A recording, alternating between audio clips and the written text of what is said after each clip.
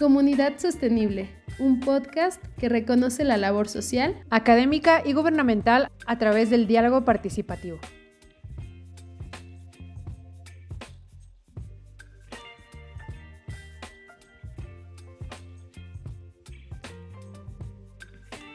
Hola, ¿qué tal, amigas y amigos? Bienvenidos a este espacio de diálogo Comunidad Sostenible. Nos encontramos en el episodio número 9 y este es un episodio muy especial y de hecho yo me siento muy contenta porque pues la persona a quien voy a entrevistar el día de hoy es Katia, mi colega, mi compañera, y les quiero platicar un poquito de Katia. De hecho, ella tiene una página en Instagram, la pueden encontrar como Huertos Urbanos. Tienes un montón de seguidores, Katia, y ahorita pues nos va a platicar un poquito de estos proyectos, pero ella es licenciada en Pedagogía por la Universidad Tecnológica Latinoamericana y ella tiene una especialidad en reproducción de plantas de consumo.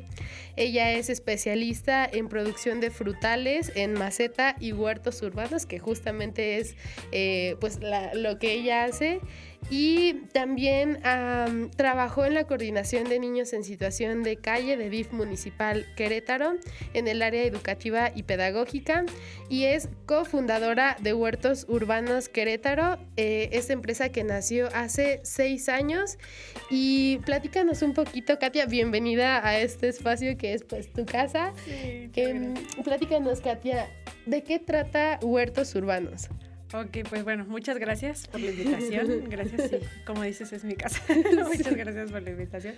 Y pues sí, bueno, Huertos Urbanos Querétaro es una empresa que se dedica a enseñarles a las personas cómo producir sus alimentos en zonas urbanas, ¿no? O sea, teniendo en cuenta que son espacios súper chiquitos, que mucha gente vive en departamentos, o sea, literal espacios muy, muy pequeñitos, ¿no? Okay. Porque antes se creía que la agricultura pues necesitabas un gran espacio para sembrar y para tener tus alimentos, ¿no? Y ahora ya con todos los avances y los estudios se ha determinado que pues no necesita realmente un gran espacio para poder producir alimentos. O sea, incluso árboles frutales pueden crecer en maceta y producir. Obviamente nunca van a producir al nivel que lo hacen pues un árbol frutal en tierra, pero sí puedes producir tus alimentos, que al final del día, pues en zonas urbanas, pues produces para ti o para tu familia, ¿no? O sea, realmente no generas una gran producción, vamos, ¿no? Ok.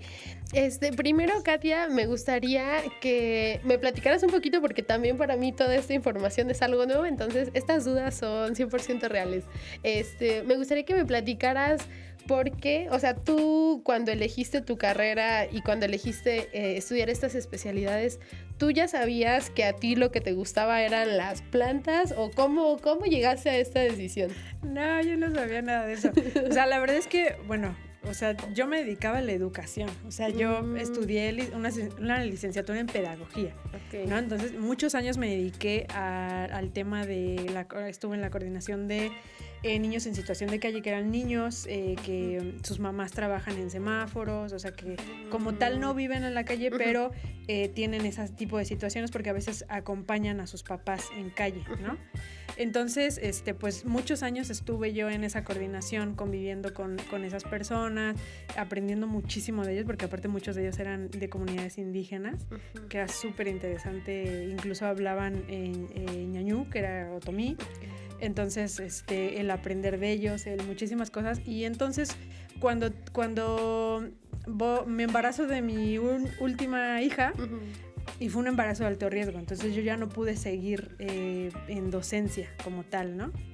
Y pues yo dije, bueno, ¿y ahora qué voy a hacer, no? O sea, y empecé con este tema de qué le regalaba a los maestros de mis hijos que fueran algo útil, o sea, que no fuera algo que dijeran, ay, qué bonito, y lo dejan en el cajón, ¿no?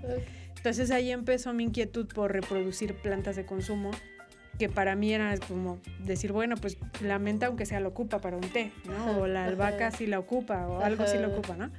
Entonces, ahí empezó como empezarme a documentar, a ir a cursos. Tenemos un grupo de agrónomos y de biólogos que está como detrás de este proyecto. O sea, Huertos Urbanos Querétaro, yo soy la cara, pero realmente atrás hay mucha gente, ¿no? Hay mucha gente que nos asesora, que todo el tiempo está pues encima de nosotros en cuanto a educación. O sea, la educación ellos nos los dan y nosotros se las transmitimos a ustedes, ¿no? Pero el proyecto es tuyo. El proyecto es mío.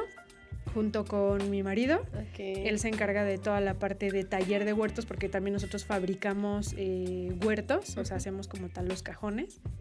Pero yo me encargo de toda como la educación ambiental, ¿no? Okay. O sea, todo el tema de concientización, de pues enseñarte a ti cómo hacerlo, ¿no? Okay. Obviamente eso conllevó muchísimos errores, sí, muchísimas plantas murieron en esta historia, okay. En esta historia murieron muchas plantas, pero realmente aprendes de la experiencia, o sea, realmente los errores, o sea, muchas cosas que me decían los agrónomos, yo a veces no las entendía hasta que me pasaba, ¿sabes? Okay.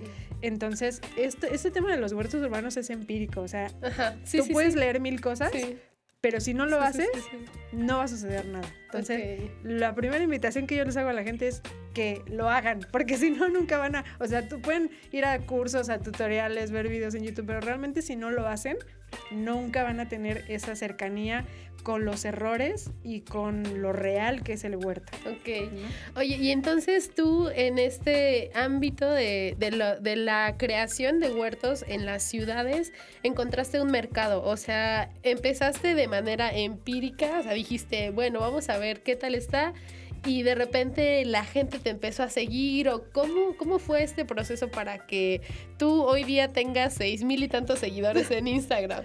Sí, pues mira, realmente fue una cosa con otra, porque los mismos clientes te van impulsando. O sea, realmente empecé yo a vender, te digo, las plantitas que yo producía, ¿no? O sea, eso fue lo que empezamos a vender en un principio. Y luego una clienta que siempre, de hecho hasta la fecha es mi clienta, Elsa, un saludito a Elsa. Ella me dijo, oye, vi este huerto en internet, ¿me lo puedes hacer? Y yo le dije a mi marido, ¿cómo ves? Nos aventamos. O sea, en ese entonces mi marido no tenía nada de herramienta. Pero, o sea, ¿ustedes jardinería ya sabían? O sea, bueno, no, obviamente todo fue como empírico. Obviamente ya después cuando empezamos ya de lleno, o sea, que vimos que esto era un negocio, entonces sí nos empezamos a rodear de especialistas, porque si no era así como de, ¿cómo le voy a decir a la señora que cuide su planta? Sí. ¿No? O sea, tampoco era venderle o a improvisar, ¿no? Entonces, pero todo en un principio fue así, o sea, literal mi marido empezó con una cegueta y un martillo, y ese fue el primer huerto que hicimos, que la verdad hasta la fecha Elsa lo tiene, se lo donó a su fraccionamiento y lo tienen con plantitas y todo, de ahí sigue el huerto en pie. Pero todo, o sea, fue como llevándonos como poquito a poquito, fuimos creciendo, empezamos a ver, empecé a especializarme yo en temas de... ¿cómo se llama? Bueno, los estudios que son para los árboles, o sea, todo el tema de etimología de los árboles, o sea, formación, cómo están formados, cómo funcionan, como todo eso, para yo poder entender cómo funcionaban mis árboles frutales y poder enseñarte a ti cómo funcionaban. Obviamente te digo, todo es acompañado de especialistas, porque hay procesos en los que ellos me tenían que explicar a mí qué sucedía, ¿no? En cuestión de plagas, de muchísimas cosas.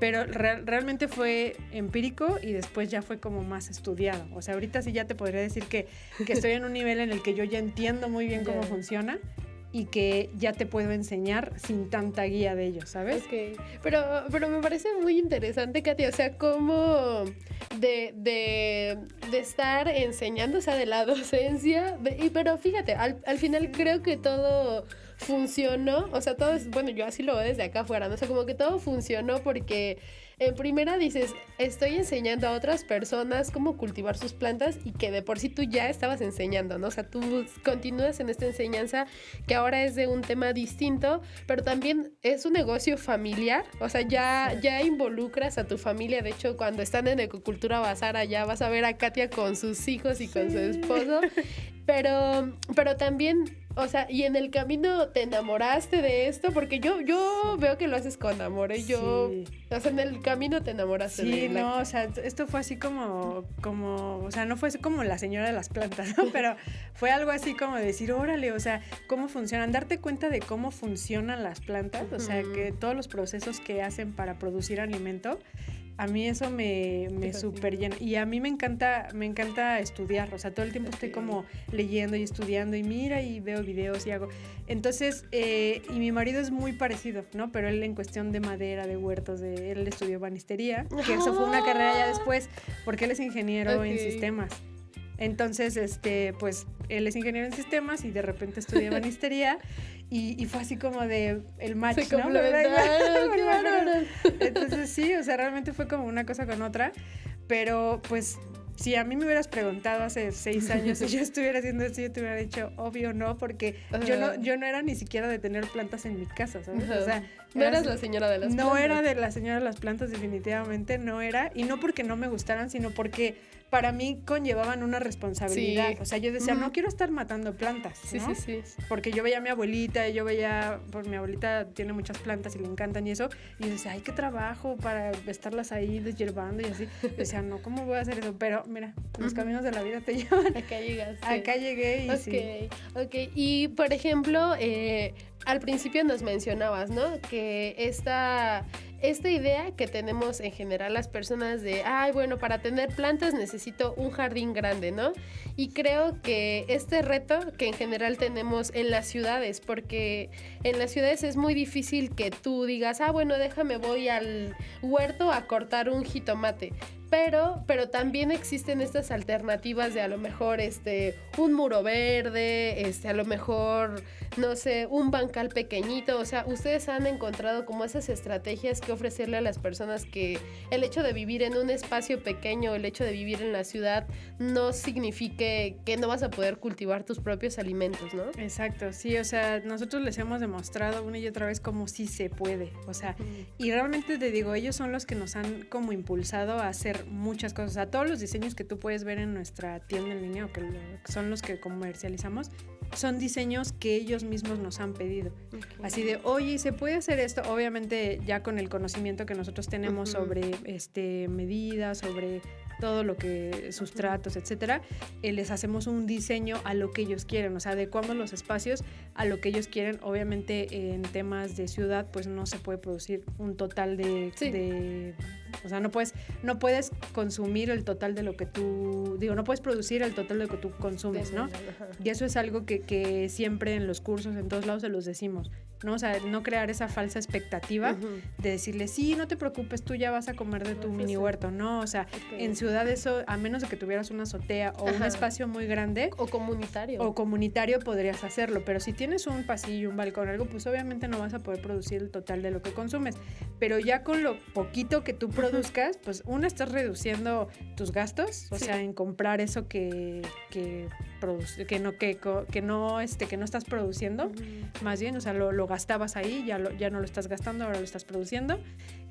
También, pues, el impacto ambiental que haces, porque también las zonas de huertos y urbanas en cuestión de jardines también ayudan mucho a la biodiversidad en zonas urbanas. O sea, ayer lo platicábamos, ¿no? O sea, el tema de tener esos espacios verdes en zonas urbanas es súper importante. O sea, no nada más es porque se vea bonito, sino porque es toda la biodiversidad que tiene, incluso el tema de las abejas. De los polinizadores para nosotros es súper importante, porque sin ellos no producimos alimento. Sí, y fíjate que qué bueno que estamos hablando de polinizadores, porque muchas personas no lo saben. O sea, a mí me tocó, yo estuve como educadora ambiental también en un voluntariado en Aguascalientes, y uno de nuestros temas que trabajábamos con infancia sobre todo era la polinización, y comenzábamos a compartir las experiencias con los niños y les contábamos una historia de quiénes eran los polinizadores, los murciélagos y todo. Y los niños, o sea, nos tocó trabajar con varias edades, pero en general los niños no tenían idea de que, por ejemplo, para empezar, que de una flor podía salir un fruto, ¿no? En caso de los árboles frutales, y de esta importancia que tenían estos insectos, las mariposas, para este proceso tan importante que es la polinización, que al final de cuentas está en nuestros alimentos que consumimos todos los días, pero muchas veces cuando ya estamos en la ciudad es muy difícil que nosotros reconozcamos todo eso que hay detrás de, ¿no? O sea, para que nosotros tengamos una manzana en nuestro desayuno, hay muchísimo trabajo detrás, ¿no? Creo que eso es... Sí, o sea, definitivamente la educación incluso desde niños, desde bebés, pues sí, o sea, ya desde bebés que tienen ya más una conciencia, pues es súper importante que los niños sepan de dónde vienen sus alimentos, porque nosotros hemos dado cursos a niños y les preguntas, ¿y de dónde viene el brócoli? Te dicen del súper. ¿no? O sea, cuando es más, hay veces que como adultos, o sea, como hemos dado cursos a adultos y de verdad no tienen idea de dónde sale un brócoli o cómo se genera un maíz. O sea, incluso es genuino su sorpresa de decir, ¿en serio así se hace, no sé, los duraznos o las papayas? Entonces, aquí habla de que no hay como una educación, obviamente, pues ni siquiera generacional. O sea, obviamente, o sea, los que la tienen es porque su abuelita, su tía, su mamá lo hacía. Y los que no, pues ni en la escuela. O sea, en la escuela no te enseñan este tipo de cosas. Y es súper importante y todo va como de la mano, ¿no? Que es lo que hacemos en temas de educación ambiental. O sea, desde separar tus residuos, después la composta, después el tema de los polinizadores. O sea, todo va como ligado a un fin común, vamos, ¿no? Y no es que seas ambientalista por separar tu basura, sino es por ¿qué te digo? Por necesidad mundial. O sea, esto ya se debería de dar como una materia. Exacto. O sea, ahorita me llama la atención esto que dices, es que esto no te lo enseñan en la escuela. Y yo te iba a decir, pues en la escuela de la vida, y me reí, mi risa fue genuina, una disculpa, pero para mí ha sido algo muy natural el conocer estos procesos porque yo crecí en el campo, ¿no? Claro. Y yo asumo que las personas conocen de dónde vienen los alimentos, pero como dices tú, es una sorpresa genuina cuando dicen, entonces venía de un árbol, no venía del súper. Creo que esto que mencionas de educación ambiental es muy importante y no nada más en las escuelas. O sea, la educación ambiental incluso la educación ambiental informal es necesaria para las personas, para los individuos, para que conozcamos y nos acerquemos también con estos procesos, ¿no? Yo creo que mucho de lo que a veces nos aleja de estar en contacto con la naturaleza, de valorar los servicios ecosistémicos que nos brindan, pues es a lo mejor esta lejanía de repente de estos procesos naturales, pero al final sí, o sea, definitivamente, y algo que he agradecido desde el día 1 que empecé con este proyecto es que mis hijos, o sea, conocen muchas cosas sobre de dónde vienen sus alimentos, o sea, saben, ¿no? Cómo se cultivan, y sobre todo les ha tocado ver procesos de insectos, o sea, de reproducción de insectos, que yo en mi infancia no tenía ni idea, o sea, de verdad, ¿no? De insectos palo, de mantis, de mariposas, de abejas, ¿no? O sea, de aprender que incluso hay abejas solitarias, ¿no? O sea, que no todas viven en comunidad, o en, ¿cómo se le dice? Colmena, sino que hay abejas solitarias, libélulas, o sea, incluso aprender que todos los insectos tienen una función. Sí. O sea, a mí las arañas me causaban una cosa horrible. O sea, yo así de, veía una araña y ¡pum!, ¿no? Y después aprendí que no, o sea, al final del día todo tiene una función, y he aprendido a convivir con las arañas de mi jardín, porque son unas muy buenas controladoras de plagas. Obviamente hay arañas de cuidado que son las que no vas a ver en el jardín, o si las ves como escondiditas en los rincones, que son las viudas negras, las violinistas, etcétera. Esas sí son de cuidado, ¿no? Para niños y mascotas, pero no te las vas a encontrar muy fácil, o sea, a menos de que metas la mano en alguna banca o algo así. Pero las otras arañas que salen por época te ayudan también a controlar temas de insectos, de plagas, y también entendamos que todo tiene un ciclo. O sea, los insectos que llegan a plagar tus plantas pues son obviamente oportunistas, y por ejemplo las mariquitas, que son controladoras de esos insectos, o sea, hacen que haya una sinergia o un equilibrio en el medio ambiente, y a veces ni siquiera hace falta echarles nada, o sea, entre ellos se nivelan, ¿no? A nivel ecosistémico. Sí. Pero también aprendí a no ocupar productos que dañaran a esos insectos polinizadores o benéficos, ¿no? Sí.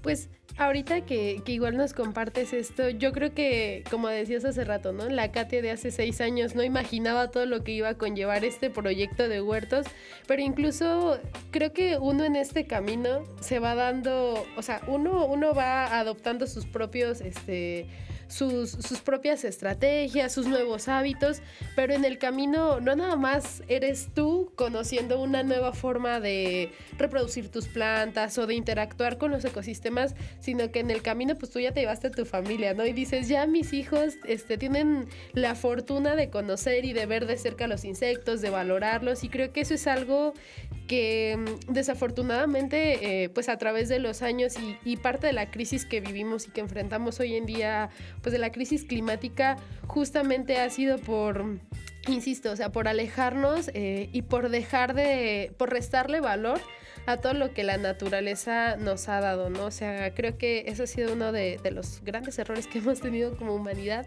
Pero bueno, regresando al tema de huertos, Katia, ¿qué sigue para huertos urbanos? O sea, yo sé que las cosas se van dando en el camino, pero ¿cuál es la segunda fase de huertos urbanos o qué buscan ustedes a través del proyecto? Pues mira, nosotros cuando empezamos, te digo, empezamos a hacerlo como un negocio, ¿no? Uh-huh. Y ya luego nos dimos cuenta que la parte de educación ambiental era súper importante. O sea, era fundamental y que las personas tenían también que tener esa cercanía con el tema del reciclaje, con el tema de muchísimas cosas, ¿no? La composta, etcétera.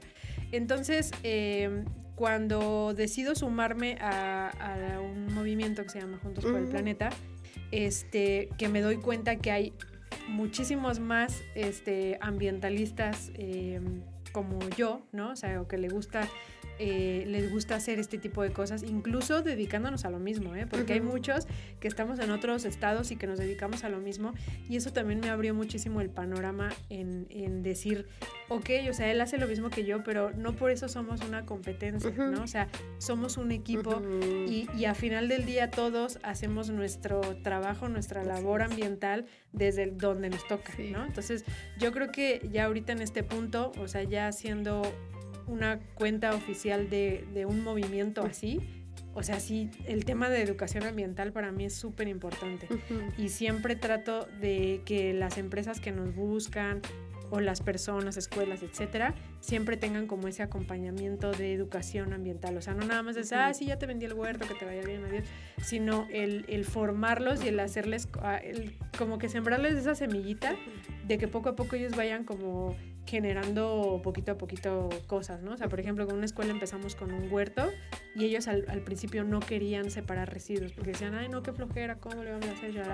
Y después empezamos a enseñarles que no era tan difícil, ¿no? Y entonces ya separan residuos y después era, ok, del comedor, entonces ya podemos separar residuos orgánicos, ¿no? Y entonces ya hacen la separación de sus residuos orgánicos y se dieron cuenta que esos residuos orgánicos les servían para el huerto. Entonces dejaron de gastar en abonos que nos compraban a nosotros u otros proveedores, lo dejaron de gastar porque ellos ya lo estaban haciendo con sus lombrices, ¿no? Entonces es como toda una cadenita de valor que te das cuenta en decir, bueno, sí, te vendí un huerto, pero no nada más hice eso, también te eduqué para decirte cómo sí se puede que tú separes, que tú hagas, y todas esas acciones generan pues obviamente cambios porque empiezan los niños, empiezan las maestras, después se lo transmiten a los niños y obviamente los niños en sus casas lo hacen, entonces ya luego los papás llevaban ya las tapitas, los de estos envases de Tetra Pak, ya los llevaban lavados y separados porque en un principio te aventaban la basura así con todo, bueno, la basura, ¿no? Porque podía ser a la basura.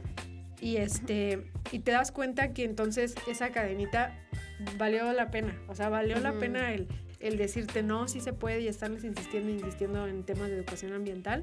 Y pues eso estaría buenísimo, o sea, lo que a mí me gustaría es llegar a universidades, llegar a empresas que tanto hace falta que ellos también tengan esa conciencia ambiental, pero bueno, como ayer lo vimos, ya se está haciendo algo, se está haciendo, eso ya me deja un poco más tranquila.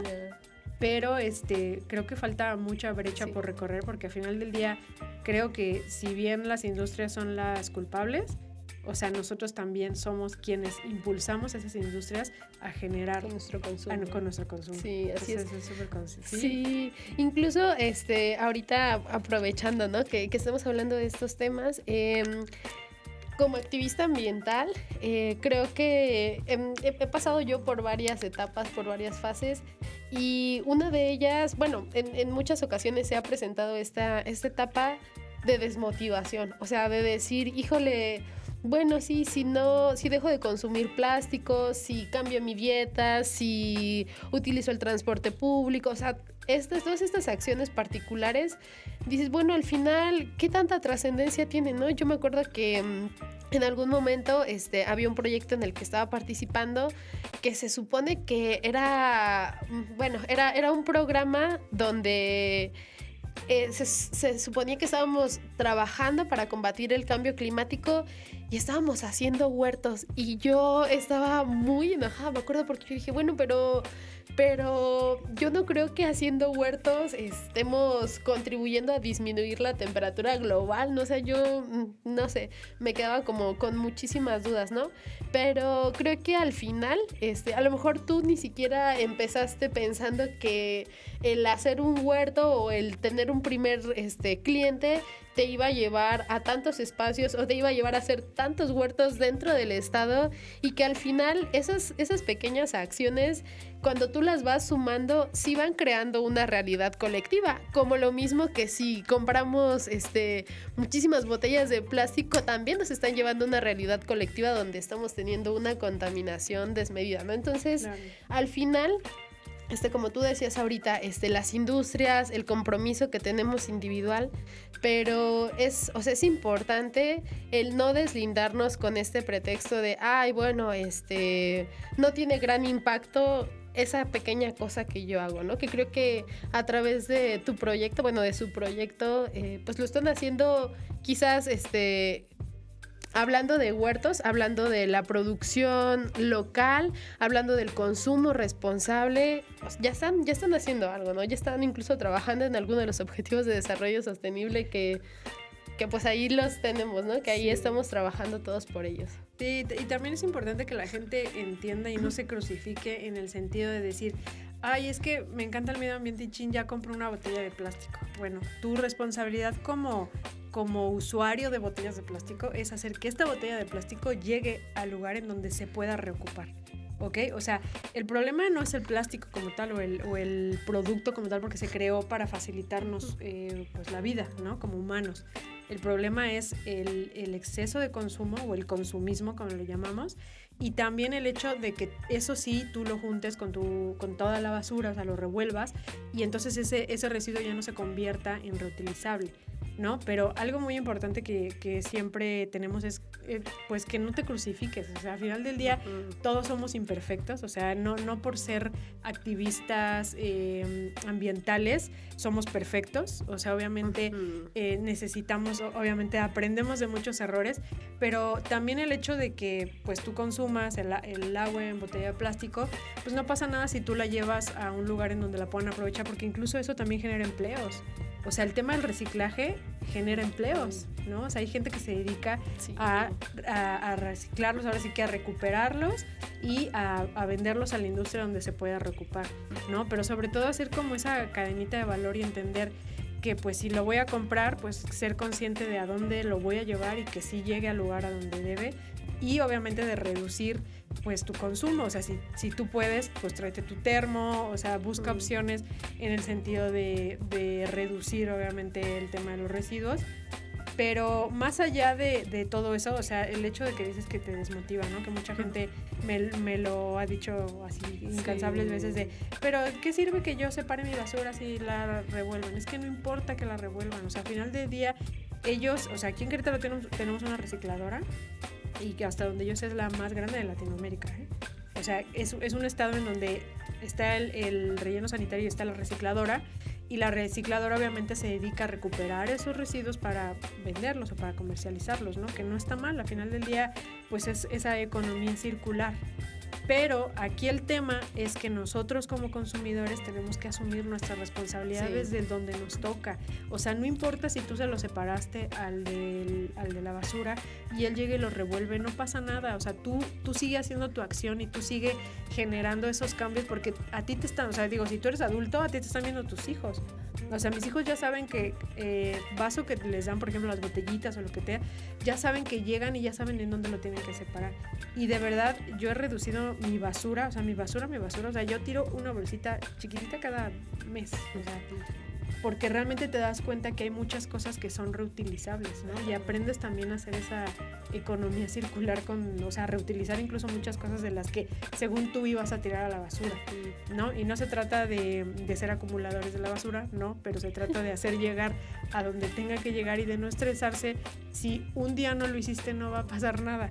O sea, así como lo dije hace ratito, no venimos a salvar el mundo, venimos a coexistir con lo que ya hay, pero obviamente nuestro paso tiene que ser amigable con el medio ambiente, o sea, no podemos ser depredadores de...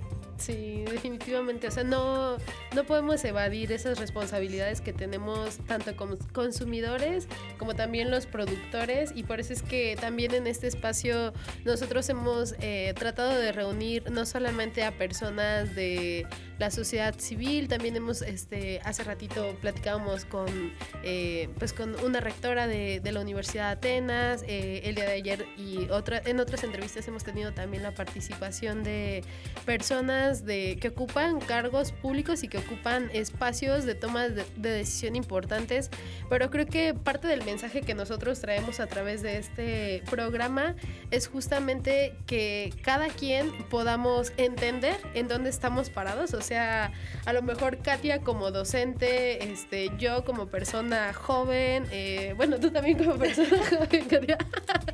Bien. Sí, pero al final, pues que todos sepamos que desde donde estamos podemos aportar, así parezca poquito, pues al final de cuentas nosotros estamos de paso en este planeta y ese paso que tenemos aquí se está viendo reflejado, ¿no? En las condiciones y en el lugar donde nosotros estamos. Entonces, pues... Katia, muchísimas gracias. Muchísimas gracias pues por compartirnos de tu experiencia y también porque tu experiencia creo que inspira bastante, porque tú sin intención de querer hacer algo estás logrando hacer cosas muy grandes. Por ejemplo, también yo me acuerdo cuando Lalo iniciaba con este proyecto de Brigadas Medio Ambiente y él tenía claro que quería hacer muchísimas alianzas, ¿no? Y yo decía, híjole, ¿cómo le va a hacer? A ver cómo le va y todo. Y hoy día nos hemos dado cuenta que han logrado estar en espacios y a lo mejor sin apuntar a tener un impacto muy grande, en el camino lo estamos logrando y creo que eso es algo también muy valioso, ¿no? Sí, yo creo que aquí las personas es importante que entiendan que cuando uno lo hace de corazón, o sea, lo hace realmente con las ganas de generar un cambio, de generar una conciencia, o sea, realmente se nota, ¿no? O sea, cuando lo haces por negocio, por querer sacar, o sea, realmente se nota también. Entonces, el chiste es que si vamos a generar un cambio, lo hagamos realmente real, o sea, y que poco a poco impactemos a las demás personas que están a nuestro alrededor, ¿no? O sea, igual y en mi familia yo soy la loca de las plantas y la loca que recicla y que todo el tiempo les estoy diciendo en reuniones familiares, ocupemos platos, yo lavo, o sea, o no sé, o sea, sin desechables, o sea, como que poco a poquito, obviamente no se trata tampoco de hacer que las personas, obligarlas a que las personas, porque este tema de ambiental es de conciencia. Sí. O sea, tienes que tener una gran conciencia de lo que está pasando y de dónde estás parado para poder accionar, o sea, lo que hace ratito decíamos, porque si realmente no te interesa o no te importan, aunque yo te ponga una lista de cosas que pues no, o sea, el por qué deberías hacerlo, o sea, si no te interesa no lo vas a hacer. Sí. Entonces eso es importante. Sí, totalmente. De hecho, yo al principio cuando empezaba en este camino, ¿no? Que elegí, yo recuerdo que yo era esa persona radical de que, ay, a ver, a partir de ahorita nadie va a utilizar eso, a partir de ahorita nadie come carne, cosas así, ¿no? Pero eso es algo muy desgastante, o sea, de verdad, creo que siempre que impones o que intentas imponer algo, las cosas no van a salir bien, ¿no? Entonces yo en algún momento como que me hizo este clic y yo dije, a ver, yo no quiero imponer nada a nadie, porque también es muy bueno que cada quien tengamos esta capacidad de decidir, ¿no? O sea, que en realidad tenemos esta capacidad de decisión, pero ya después yo dije, bueno, yo más bien, yo voy a actuar como yo quiero actuar, congruente con los valores, congruente con la ideología que yo tengo. Y en el camino me fui dando cuenta que de repente inspiré a alguien y luego ya mi familia también ya estaba de mi lado y para mí eso fue a pesar de que eran como cambios pequeñitos o pasos pequeñitos, yo decía, qué valioso que yo no te lo pedí y tú ya estás eligiendo hacer esos cambios, a lo mejor porque en el camino te das cuenta que en realidad sí es, o sea, sí importa, sí impacta, sí funciona, o sea, sí pasa, ¿no? No sé si a ti te va. Sí, no, o sea, definitivamente digo, yo, por ejemplo, te digo, en el grupo en el que estamos, hay una persona que valoriza el unicel. O sea, para mí el unicel estaba canceladísimo, ¿sabes? Era así como de, ¡ay, el malo de la años! O sea, sí, claro, ¿no? Pero cuando te das cuenta que si hay un proyecto que lo valoriza, es más fácil que la gente entienda que puede reciclarse, ¿no? O sea, obviamente no es en todos los estados y eso también lo tienen que saber, pero Querétaro sí es una sede. De hecho, nosotros somos centro de reciclaje, así como lo es también Melissa de Punto Orgánico.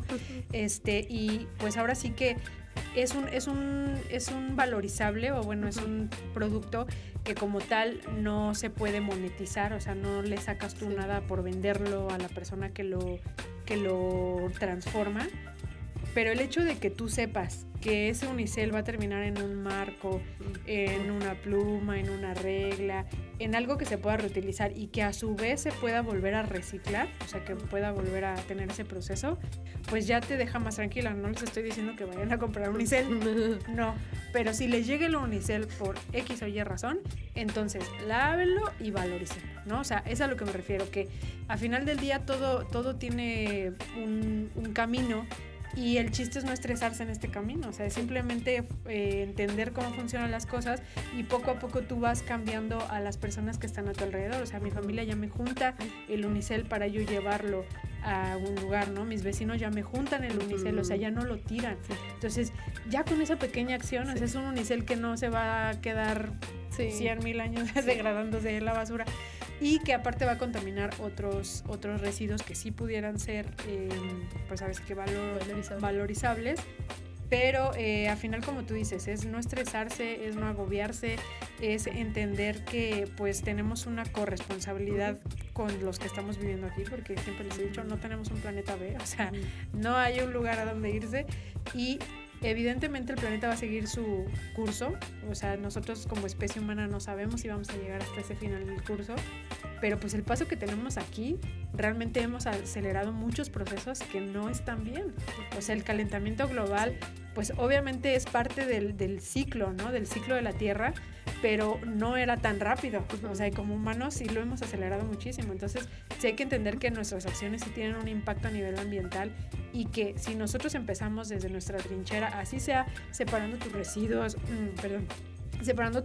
haciendo un huerto, sembrando árboles, por ejemplo, que también es importante saber qué especies de árboles hay que sembrar, porque obviamente no podemos dañar ecosistemas, eso también es importante saberlo, y acercarte pues ahora sí que a las personas que estamos haciendo algo para sumarte, ¿no? O sea, buscas una reforestación, bueno, busca proyectos que hagan ese tipo de reforestaciones, o si quieres aprender de las abejas, busca personas que sepan del tema de las abejas para que entiendas que muchas veces viajan, ¿no? Viajan y se acumulan en algún lugar en lo que descansan, y mucha gente luego se paniquea cuando ve eso, ¿no? Dice, ¡ay, me van a picar!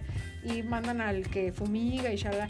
Entonces, sí es importante entender todos esos procesos porque aprendes a convivir con tu medio ambiente. O sea, al final del día, creo que yo me relajé muchísimo cuando entendí muchos procesos.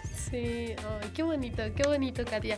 Y de hecho, pues igual si no tienen a veces muy claro a dónde puedes acudir para reciclar tal material, dónde te puedes capacitar respecto a qué tema, les sugiero que puedan revisar el contenido de Brigadas Medio Ambiente, que justamente ha logrado reunir a 53 organizaciones, ¿no? 53 organizaciones de la sociedad civil, de gobierno, que ya están trabajando en causas de este tipo, y seguramente pues por ahí encontrarás algo que todavía tú no conocías y seguramente pues te va a funcionar, te va a ser útil para tu vida.